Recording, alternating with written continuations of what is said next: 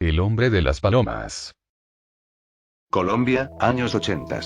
Sin dudas la época más turbulenta en la historia contemporánea del país. Atentados, secuestros, extorsiones, asesinatos por encargo. El país entero se encontraba siendo azotado por distintos grupos que buscaban algo de la nación.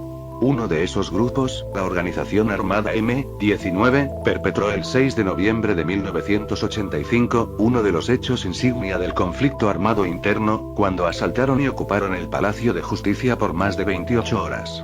El hecho llevó a una violenta retoma por parte de las fuerzas de seguridad, lo que terminó en una completa carnicería, que se saldó con la muerte o desaparición de 101 personas, entre militares, magistrados, guerrilleros y civiles. Entre muchos hechos misteriosos y curiosos que hasta el día de hoy resuenan cuando se menciona este hecho, ya que muchas incógnitas quedaron en el aire, una de las más curiosas involucra a un misterioso personaje que a día de hoy nadie sabe qué fue de él. La mañana del 7 de noviembre, en medio de los intensos combates en el interior del edificio, un hombre de pelo canoso y que vestía completamente de negro, ingresó a la Plaza Bolívar, justo al frente del Palacio de Justicia, y se puso a alimentar a las palomas de forma tranquila, como si nada estuviera pasando. Lo que llama fuertemente la atención de este hecho, es que el hombre se encontraba a tan solo metros de la puerta principal del palacio, justo donde había tanques y un fuerte movimiento de las fuerzas, a quienes se ven ingresando y saliendo constantemente del edificio frente a la mirada de este hombre. Cabe aclarar que por razones de seguridad, toda la zona estaba acordonada, por lo que es igualmente una incógnita el cómo este hombre logró ingresar a la plaza y mantenerse tanto tiempo en el lugar a tan pocos metros del hecho sin que sea retirado por alguien. Es por todos estos datos extraños que giran en torno a este hombre, que al igual que el acontecimiento en sí, se han creado distintas teorías conspirativas en torno a su posible participación en el hecho principal. Posiblemente la más famosa, es aquella que dice que este hombre habría sido usado como una especie de cortina de humo para llamar la atención de las cámaras, para que no se pudiera ver cómo eran retirados los rehenes y guerrilleros rendidos del palacio. Esto tiene sentido, ya que en la propia grabación del hecho se puede apreciar esto a la lejanía mientras el hombre alimenta a las palomas. Pero claro, esto es solo eso, una teoría.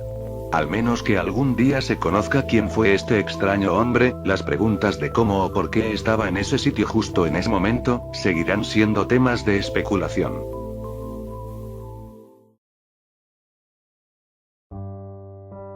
John Doe 24. Era la madrugada del 11 de octubre de 1945, cuando la policía de Morgan, Illinois, Estados Unidos, se paró para detener a un adolescente que caminaba por las calles de la ciudad sin rumbo y claramente desorientado. Cuando se le preguntó su nombre, no respondió. No porque no quisiera, sino porque no podía. El joven que fue encontrado vagando por la ciudad, era realmente sordo y mudo. Cuando se le pidió alguna información, lo único que pudo hacer fue escribir sobre un papel la palabra, Lewis. Quizás ese haya sido su nombre real. Sea como sea, el gobierno, quienes nunca pudieron encontrar algo sobre él, le pusieron el nombre legal de John Doe 24, ya que era la persona número 24 registrada en la ciudad que no contaba con ningún nombre. Rápidamente se empezó a esparcir la noticia de que un joven sordomudo había sido hallado, pero nunca nadie se acercó por él. ¿Por qué? Solo nos queda especular. ¿Será que el joven se escapó de forma voluntaria? ¿O quizás de forma inhumana fue abandonado? Esto nunca se esclareció, ya que John Doe 24 nunca pudo expresar algo de su pasado, más que cortas anécdotas relacionadas a un circo. ¿Un circo? Sí, sus anécdotas estaban fuertemente ligadas a ese sitio. ¿De qué forma estaría eso conectado con su pasado? Nadie sabe. El hecho de que no quisiera hablar mucho de su pasado, llevó a que un juez lo declarara débil mental, por lo que tuvo que ser hospedado en varios centros mentales. Sin embargo, todos quienes lo conocieron aseguraron que realmente no parecía tener ninguna discapacidad mental. Se dice que era un hombre alegre al que le gustaba bailar mucho, pero que al mismo tiempo sufrió un sinfín de maltratos en los centros mentales y asilos en los que vivió, aunque siempre era optimista y le gustaba hacer amigos. 30 años pasaron, y ya en la vejez, John Doe 24 quedó ciego durante sus últimos años. Finalmente falleció el 28 de noviembre de 1993, con entre 60 y 70 años de edad. Todo empezó con un adolescente perdido y terminó en una historia de más de 30 años, donde al final no hubo respuestas. Este caso llamó fuertemente la atención de los ciudadanos, hasta el punto de permear en la cultura de la zona. Por ejemplo, de él se escribió un libro biográfico, y la cantante Mary Chapin Carpenter escribió una canción en su memoria titulada John Doe 24, además de encargarse de los gastos en el cuidado de su lápida. ¿De dónde salió este joven y qué tenían que ver sus anécdotas con su vida? De verdad es algo que más de uno quisiera saber.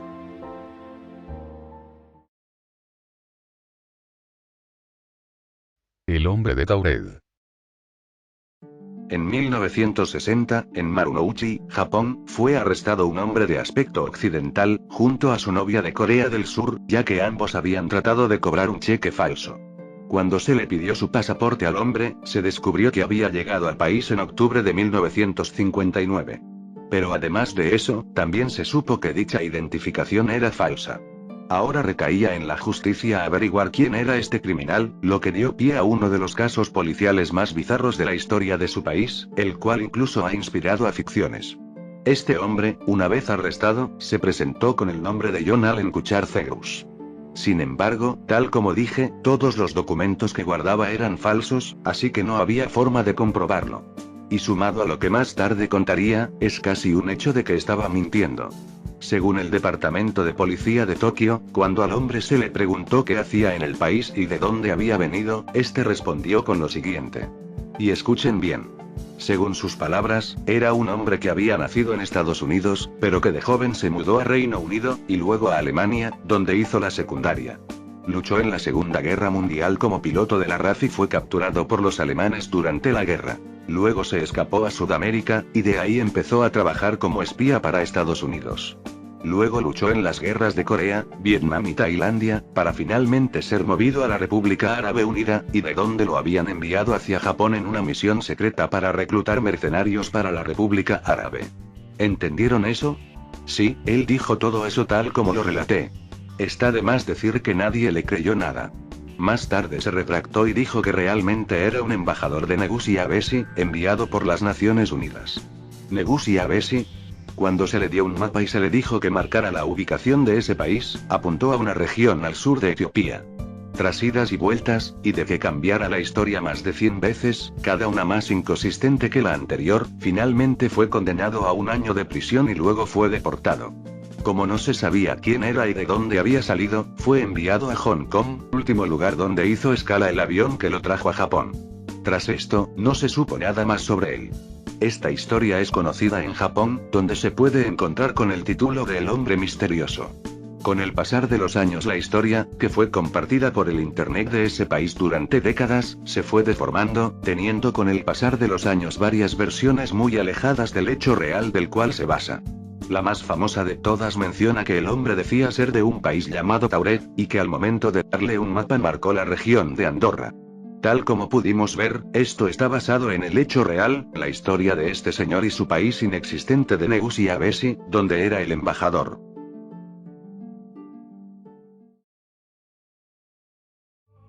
Country Golf, Jane Doe y John Doe. El 15 de junio de 1989, una señora encontró una fotografía tirada en un estacionamiento de Port Saint John, Florida, Estados Unidos.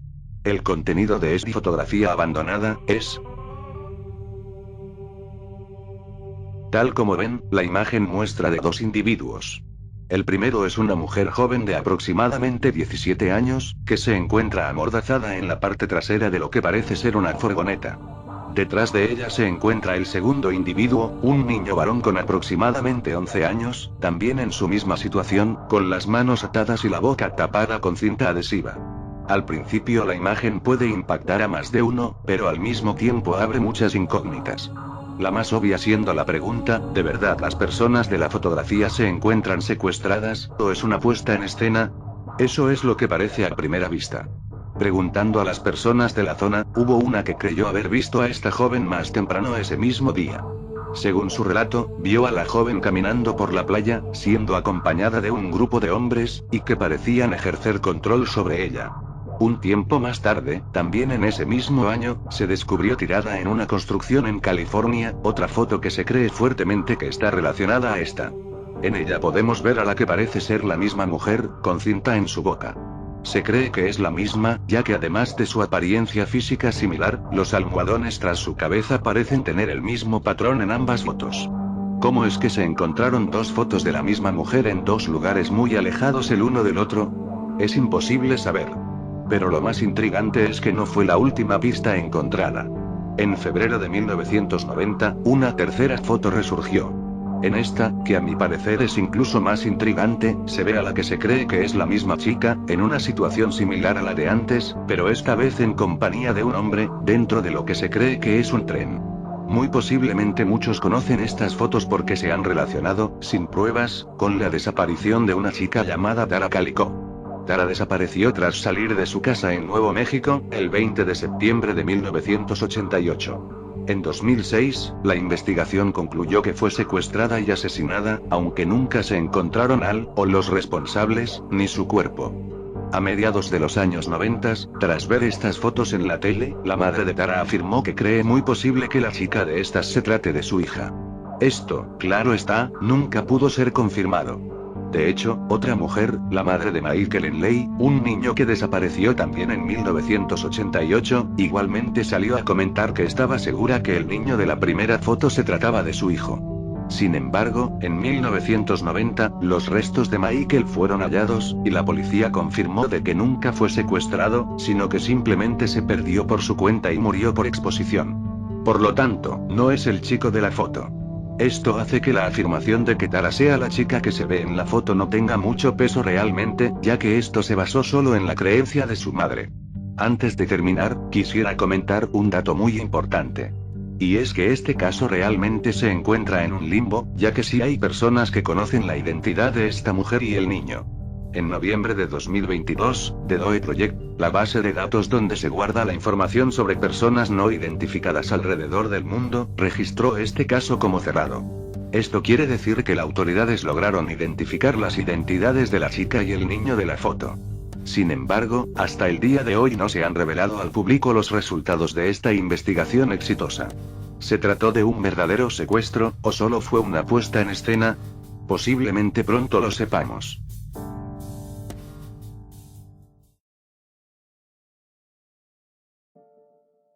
El hombre del agujero. El siguiente caso, el último de esta saga de vídeos, es muy diferente a todos los mostrados anteriormente. Hemos visto personas anónimas que se hicieron conocidas, ya sea por el misterio detrás de su identidad, porque realizaron alguna acción curiosa, o que llamaron la atención simplemente por encontrarse en un lugar específico, ya sea de forma intencional o accidental. Pero esta última persona no identificada se volvió un símbolo en su país por una razón muy diferente, y hasta se podría decir, triste. Ya que se trata del que muchos llaman, el hombre más solitario del mundo.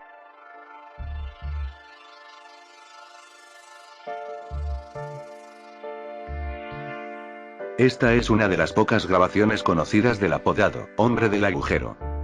El hombre del agujero fue el último sobreviviente de una tribu aislada de nombre desconocido, cuyo territorio se encontraba al este de Brasil, y que entre los años 80 y 90 sufrió un genocidio por parte de ganaderos y mineros de la zona, con el fin de adueñarse de sus tierras. El hombre del agujero fue el único que sobrevivió a los ataques, viéndose obligado a vivir solo, por el resto de su vida, dentro del Amazonas. No se sabía en qué idioma hablaba, ni su nombre, ni nada de su pasado. La Fundación Nacional del Indio, la agencia gubernamental de Brasil para los intereses indígenas, lo descubrió en 1996, cuando ya se creía que no habían quedado sobrevivientes de su tribu.